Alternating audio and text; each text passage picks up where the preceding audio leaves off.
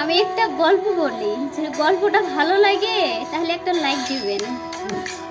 আমি একটা পাখি পালতাম। পাখি পাখি চেনো তো? পাখি পালতাম। তাকে 8 বছর ধরে আমি তার লালন পালন করছিলাম।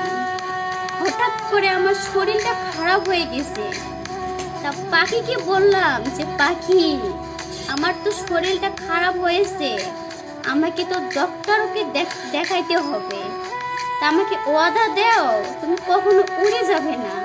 পাখিটা বলল যে ঠিক আছে, তোমাকে ওয়াদা দিলাম, তোমাকে কখনো ভুলে যাব না, তোমাকে ছেড়ে যাব না। তার কথা আমি বিশ্বাস করছিলাম, পরে আমি ডক্টরের কাছে গেছিলাম। তা আমার কি দুর্ভাগ্য দেখো, ডক্টরের কাছ থেকে এসে দেখি ঘরে আমার পাখিটা উইরা গেছে। কথাটা পাখির লাইগা ছিল না। যদি বুঝতে পারো একটা কমেন্ট করো।